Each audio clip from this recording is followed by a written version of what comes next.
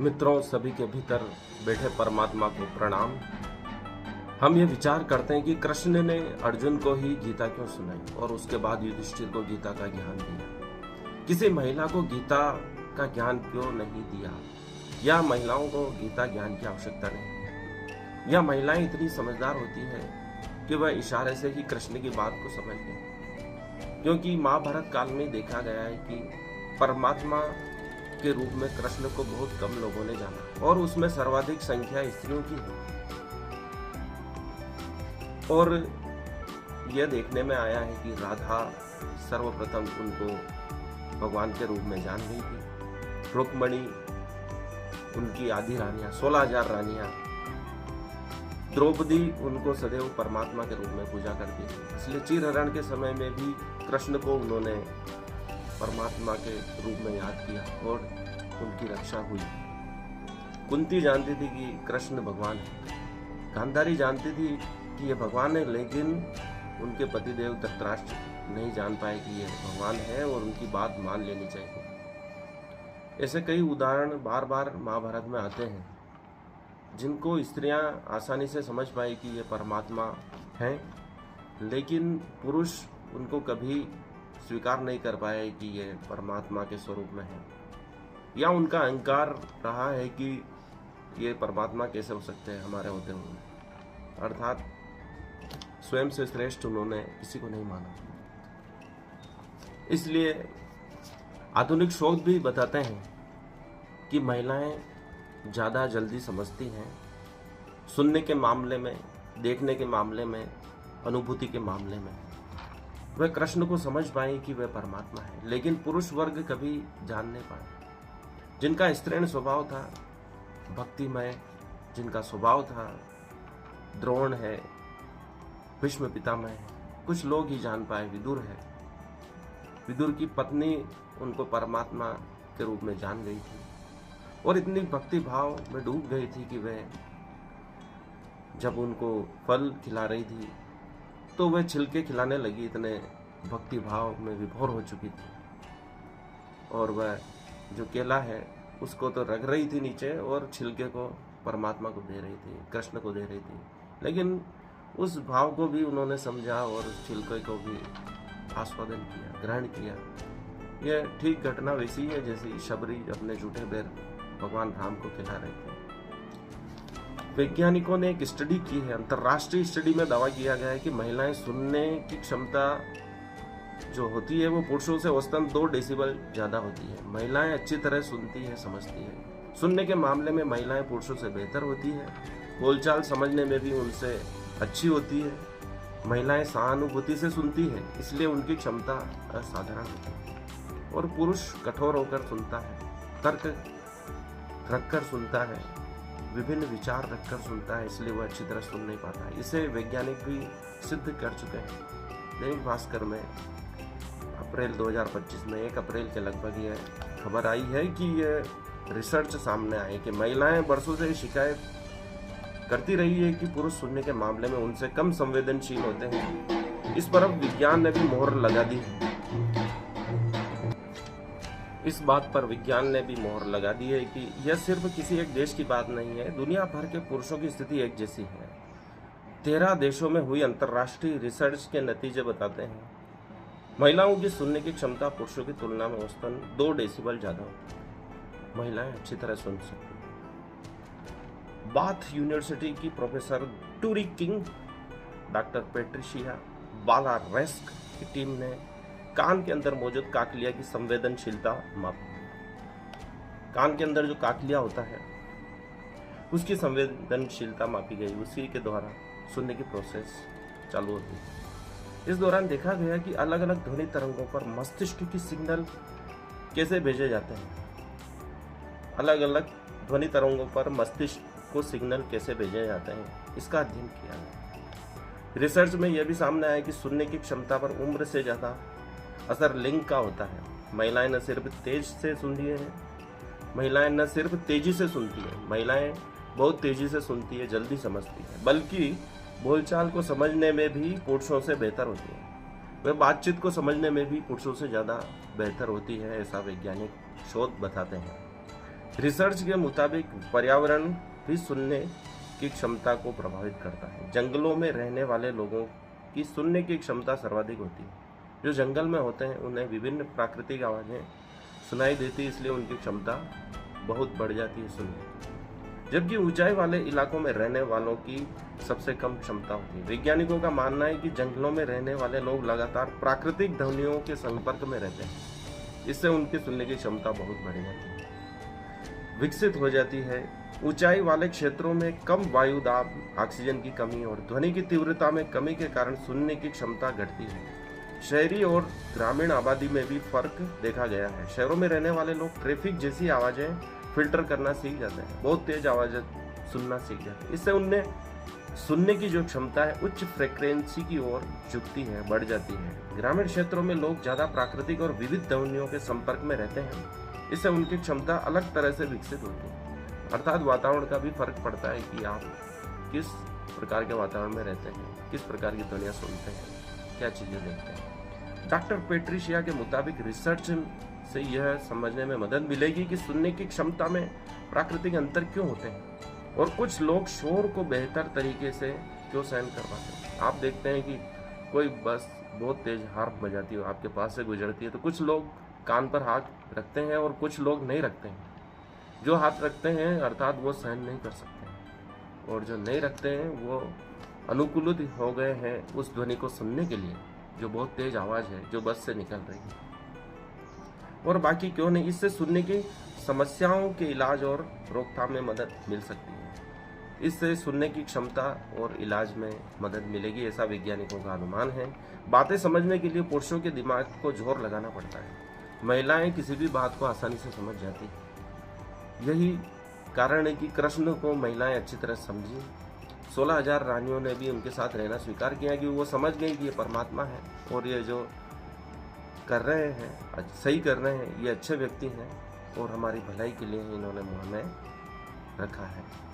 बातें समझने के लिए पुरुषों के दिमाग को बहुत जोर लगाना पड़ता है। प्रोफेसर जो टूरी कहती है कि यह रिसर्च कई घरेलू विवादों की जड़ को समझाने में मदद करती है कि पुरुष घर के काम करने के अनुरोध को सुनते ही नहीं।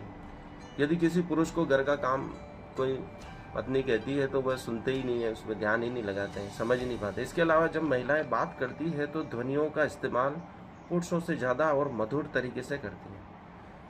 प्राकृतिक रूप से महिलाओं की आवाज़ वैसे ही मधुर होती है, और जब वह किसी को समझाती हैं तो वह बहुत ही मधुरता से समझाती हैं, तो सामने वाले को भी बेहतर तरीके से समझ में आता है। ये फैक्टर पुरुषों के दिमाग के लिए बातों को जल्द समझना मुश्किल बना सकते हैं, क्योंकि इसके लिए दिमाग को जोर लगाना पड़ता है।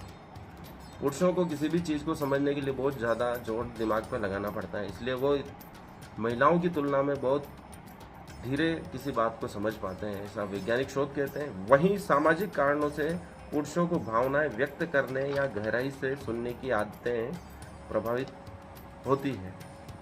गहराई से संवाद में जुड़ने के लिए कम प्रोत्साहित किया जाता है, क्योंकि पुरुष को कठोर रहना समाज सिखाता है, तो किसी भी चीज़ से गहराई से जुड़ नहीं पाता है। गहराई से समझने के लिए उसे तैयार नहीं किया जाता है। संवाद में जुड़ने के लिए कम प्रोत्साहित किया जाता है कि वह किसी संवाद को गहराई से जोड़ पाए स्वयं को। पुरुष ऐसा समाज नहीं सिखाता है, न परिवार ही सिखाता है, बल्कि महिलाओं को बहुत ही गहराई से किसी बात को समझने के लिए प्रोत्साहित किया जाता है, एक एक शब्द पर ध्यान देने के लिए कहा जाता है, जिससे उनकी सुनने की आदतें प्रभावित होती हैं। पुरुष अक्सर समस्या समाधान पर फोकस करते हैं।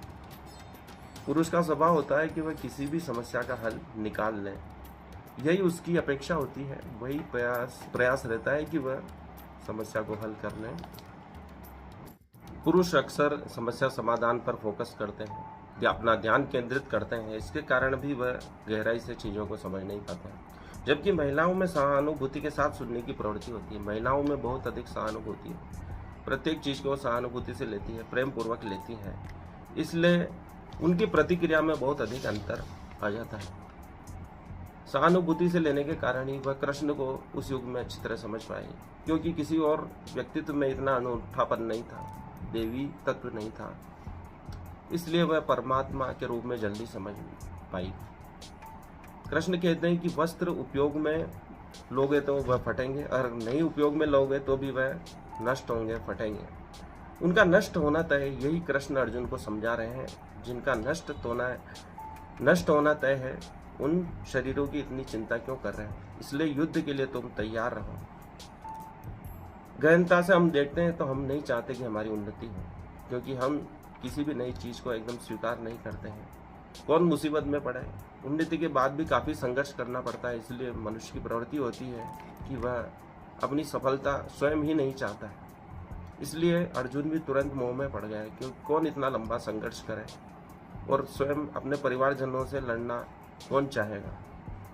और सफलता के बाद भी उसे राज्य का शासन संभालना पड़ेगा, सीमाओं की रक्षा करनी पड़ेगी, कई समस्या थी। इसलिए तुरंत उसे मार्ग दिखा कि मैं तपस्या करने चला जाऊं और अपने परिजनों की हत्या के पाप से भी मैं बच जाऊंगा।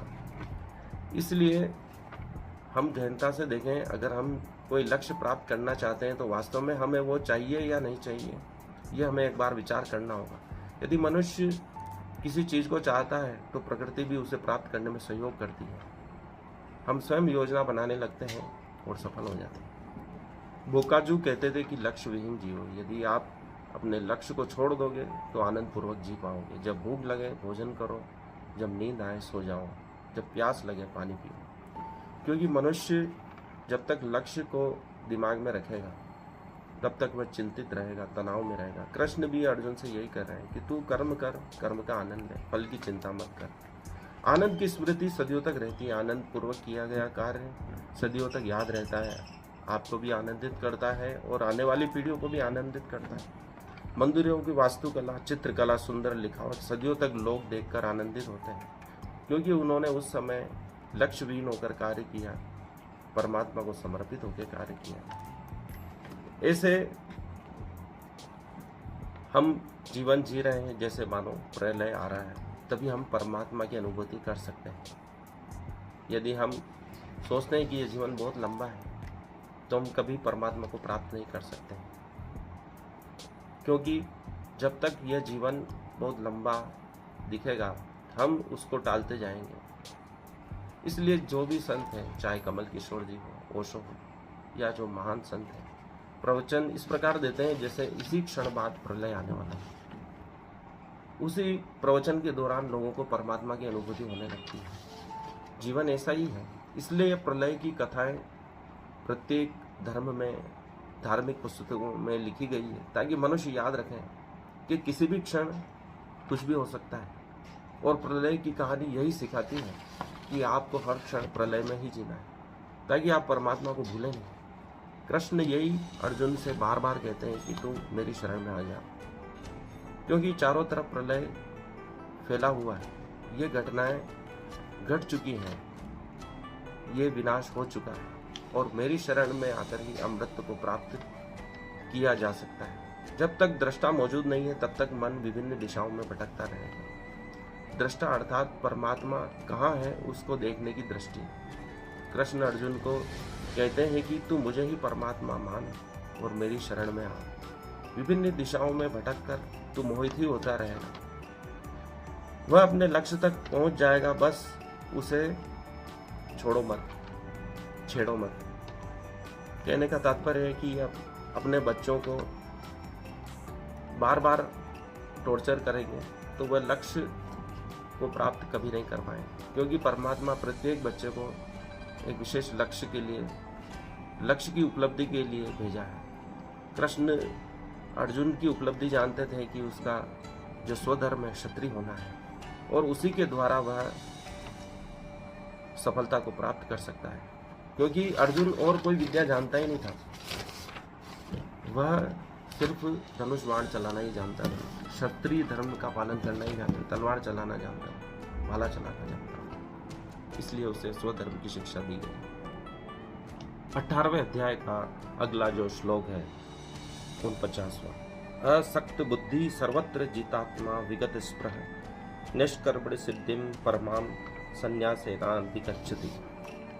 असक्त बुद्धि अर्थात आसक्ति रहित बुद्धि वाला, सर्वत्र अर्थात सभी जगह, जित आत्मा अर्थात मन के ऊपर संयम रखने वाला, विगत स्पृह अर्थात भौतिक इच्छाओं से रहित निष्कर्म सिद्धि अर्थात निष्कर्म की सिद्धि, परमाम अर्थात परम, संन्यानेन अर्थात संन्यास के द्वारा, अधिगच्छति अर्थात प्राप्त करता है। जो आत्मसंयमी तथा अनासक्त है एवं जो समस्त भौतिक भोगों की परवाह नहीं करता है, वह संन्यास के अभ्यास द्वारा कर्म फल से मुक्ति की सर्वोच्च सिद्ध अवस्था को प्राप्त कर लेता है। जो भौतिक भोगों की परवाह नहीं करता है वही सच्चे संन्यास को प्राप्त करता है, ऐसा कृष्ण कहते हैं। कर्म फल से भी वह मुक्त हो जाता है। जो अपने भौतिक भोग की परवाह नहीं करता है, अर्थात भोग आ रहे हैं तो भी वह सम रहता है और जा रहे हैं तो भी सम रहता है, ऐसा आत्मसंयमी अनासक्त होता है। उसे न तो भोग की चिंता होती है न उसके चले जाने की। जैसे राम वनवास तुरंत चले गए पिता की आज्ञा से, जबकि अगले दिन उनका राज्याभिषेक होने वाला था, वो भोगों से लिप्त नहीं हुए। ऐसे आत्मसंयम में ही कर्म फल से मुक्त हो सकते हैं। पांडव तुरंत वनवास चले गए जब वो जुए के खेल में हार गए। इसी को कृष्ण आत्मसंयमी होना कहते हैं, और ऐसा व्यक्ति ही कर्म फल से मुक्ति प्राप्त कर सकता है। ऐसा कृष्ण अर्जुन को समझा रहे हैं ताकि वह मोहित न हो और युद्ध के लिए अग्रसर। आज के लिए इतना ही। धन्यवाद। इसे लाइक करें, शेयर करें।